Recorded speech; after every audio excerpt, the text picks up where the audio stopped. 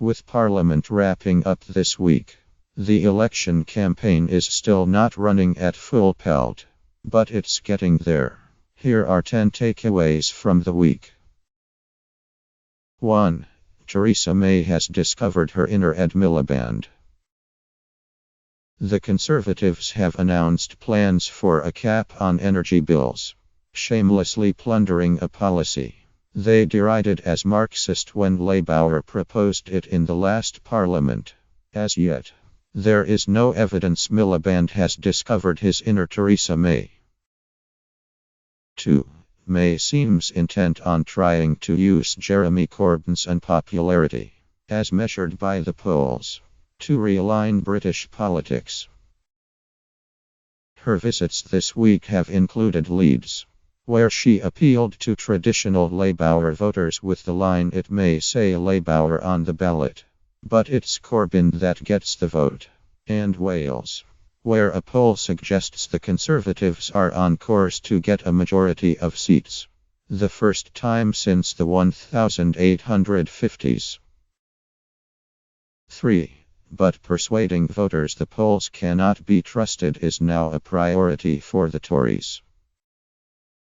Polls were wrong in 2015 about Brexit and about Trump, May told her cabinet, and then everyone else.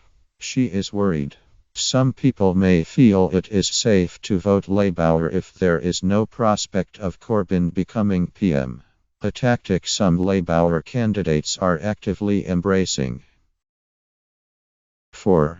There is some evidence of parties collaborating, in the spirit of a progressive alliance, to keep out Tory candidates. Gina Miller has raised £300,000 for her pro-EU tactical voting campaign, and in Brighton the Lib Dems are stepping aside in one seat to help a Green, Caroline Lucas, while the Greens are sitting it out in another to help Labour. 5. There will be a leaders' debate in Scotland.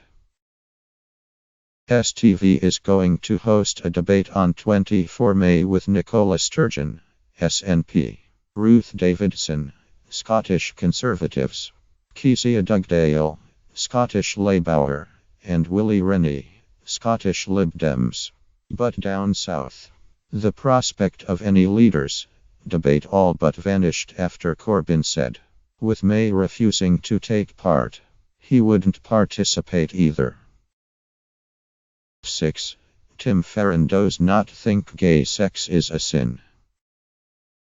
After prevaricating when asked if it was, with the result that the theological status of gay sex became an unlikely election issue, the Lib Dem leader, an evangelical Christian, finally gave an answer.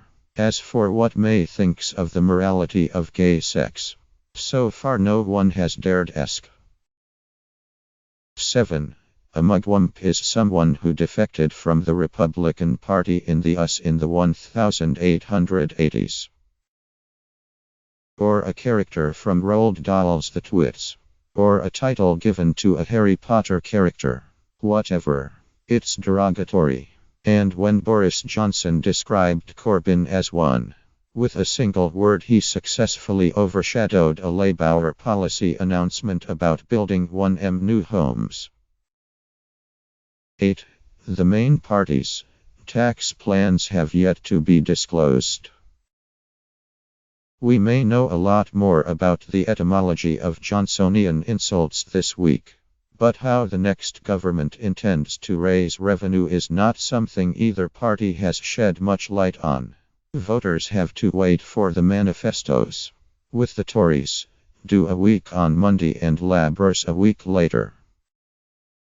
9. UKIP seems to have embraced Islamophobia as its core strategy, as well as provisionally selecting a candidate who has described Islam as evil. The party has published an integration agenda that proposes banning the burqa, new Muslim schools and Sharia law. The party's foreign affairs spokesman resigned in protest, and even Aaron Banks, the former donor and Trump-style immigration hardliner, condemned the approach. 10. David Cameron thinks the lack of a referendum on the U.2016 was poisoning British politics. He was speaking at a tourism conference in Bangkok where, no doubt, he was well placed to observe how the nation has come together in harmony and tranquility after the poll he engineered 10 months ago.